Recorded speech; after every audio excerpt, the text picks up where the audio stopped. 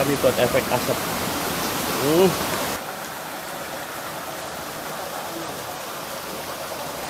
Ini bukan naga. Ini bukan naga. Gundek ya? Mukanya kayak alien.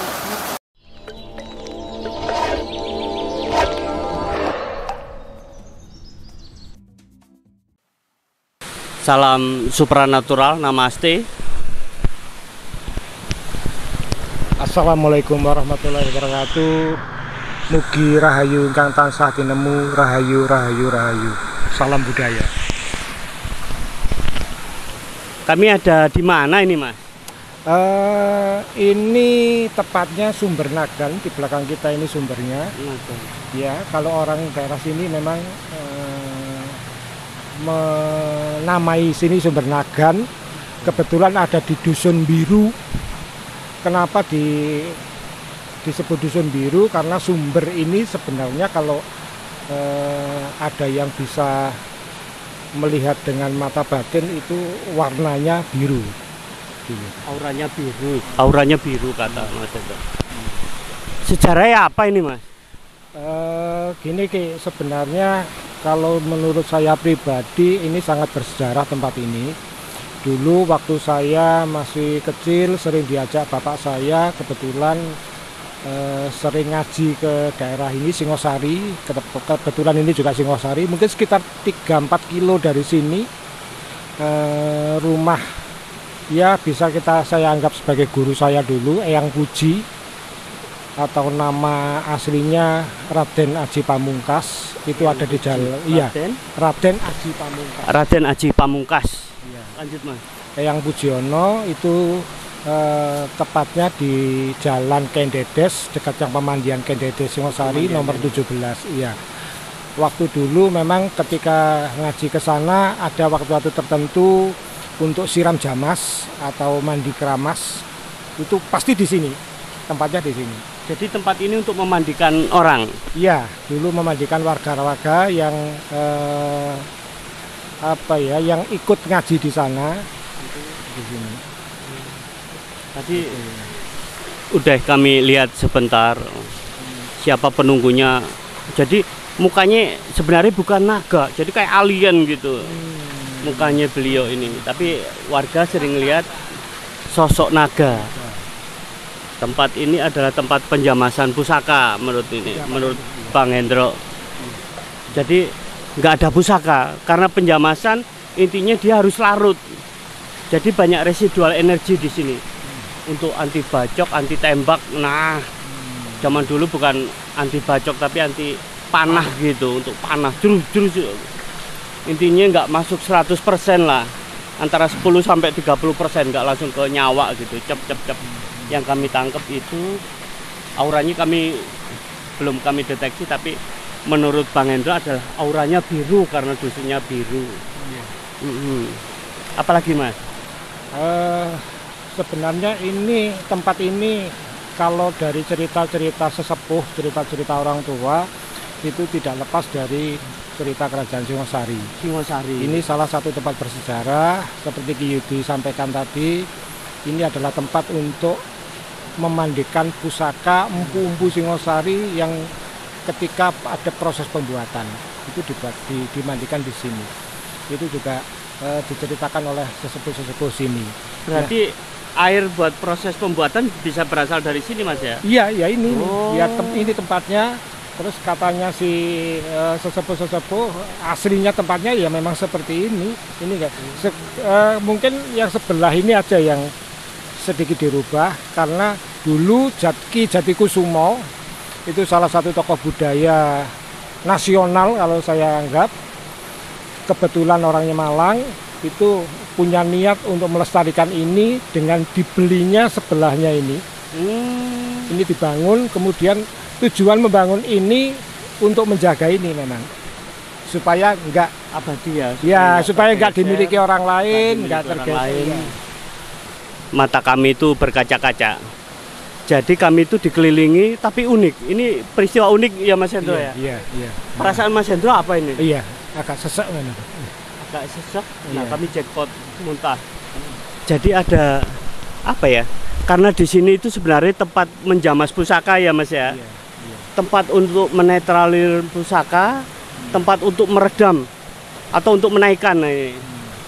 Jadi sebenarnya bukan tempat untuk mandi. Enggak hanya tempat untuk mandi, iya. Nggak tepat, bener ya? Iya, iya, iya. Bener, bener. Iya, berarti lebih luas dari itu ya dia. Tapi tergantung niatnya. Kalau untuk preman, intinya ya kebal lah, buat kebal. Sama kayak di Gedung Cinet, Jombang, tempat mandi para Majapahit. Kalau di Gedung Cinet ya Bang ya.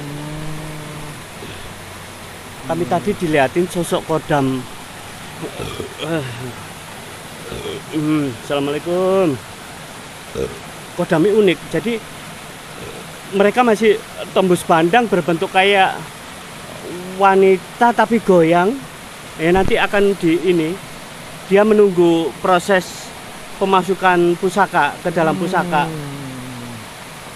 Kodamnya bentuknya kayak ikan duyung, makanya saya muntah-muntah. Jadi kalau ngelihat kulitnya kayak ikan Bang ya, amis gitu. Baunya bau amis. Bau-bau amis. Ada yang ditambahin Kang Entok. Nah, Kang Entok ini juru kuncinya sini. Wah, si seponya Singosari. Yang lebih tahu nanti ini Kejawen. Silakan Mas. Ya, nanti kita coba ke sana Ki. Wih. Kita jalan-jalan ke sana. Di sana ada gua kecil, mungkin bisa di-review juga di sana. Iya.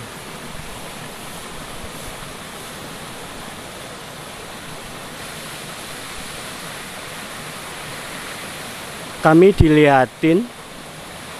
Oh, untuk memasukkan kodam pusaka itu banyak cara, tapi yang dilihatin ini beliau memakai batu khusus putih. Maaf Mas ya kalau salah ya. Jadi dia pakai mantra, hei masuk ke dalam ini gitu. Airnya dari sini. Jadi pusaka itu nggak sembarangan, airnya khusus. Misalkan butuh air hujan khusus, butuh bahan-bahan meteorit ya Mas ya. Iya. Meteorit khusus, batu khusus, hari khusus tertentu, niatnya juga khusus. Ritual khusus. Ritual. Nah rata-rata maaf. Jadi kalau keris untuk kodam pengasih punya telanjang. Jadi untuk melepaskan aura syahwatnya itu, ini untuk kodam pengasih. Kalau untuk kodam jawara biasa. Kodam untuk prajurit masih normal. Sisi unik sisi. Kodam sebuah sisi unik pusaka.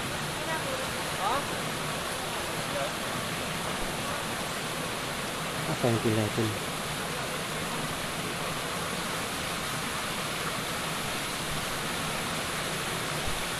Karena kami salam permisi memakai iu, jadi banyak yang datang gitu. Nah ini mereka yang dirilis, kodam-kodam yang dirilis, atau kodam-kodam yang butuh tempat, wadah istilahnya. Mas Hendro mau nambahin silakan. Ngumpul di sini semua. Ngumpul di sini sekitar 40 sampai 50. Alah. Iya, Bentar lagi kalau saya jackpot berarti benar nih. Aduh.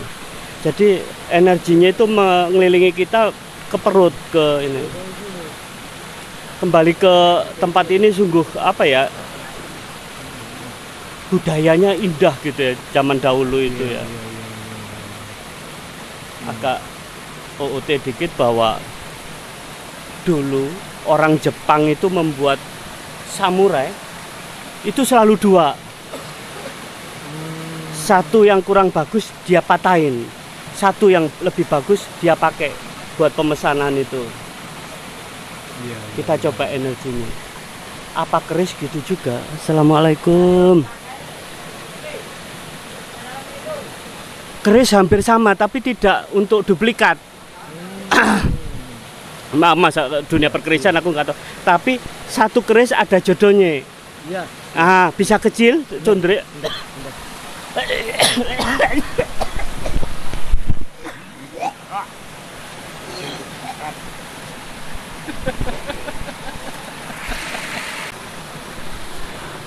Ya mohon maaf dulur, ada sedikit kendala karena banyaknya energi yang berkumpul di sini.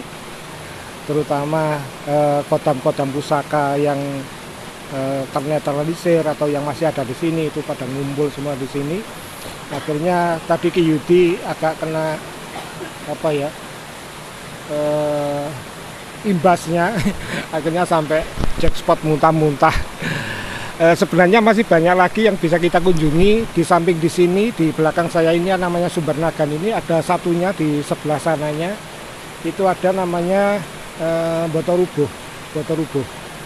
Tapi yang populer dikunjungi orang-orang dari luar kota di sini. Jadi kalau malam ini ramai sekali, banyak yang mengunjungi di sini.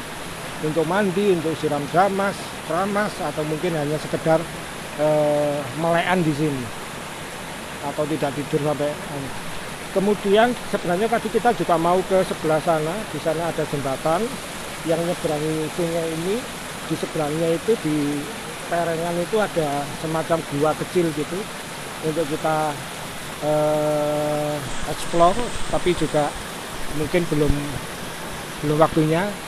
Nanti aja ada lain waktu kita bisa kesini lagi. Dan sementara itu yang bisa kita sampaikan, saya Kang Hendro dengan Ki Yudi jauh-jauh dari Jakarta datang ke sini. Ini yang bisa kita sampaikan, mudah-mudahan bisa bermanfaat. Terima kasih, mohon maaf atas segala kekurangan. Bila kita jawab daya, wassalamualaikum warahmatullahi wabarakatuh. Mugi rahayu ingkang tinemu, rahayu.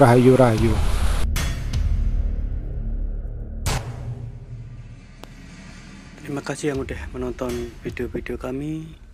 Salam, silakan subscribe, like, thank, share. Salam.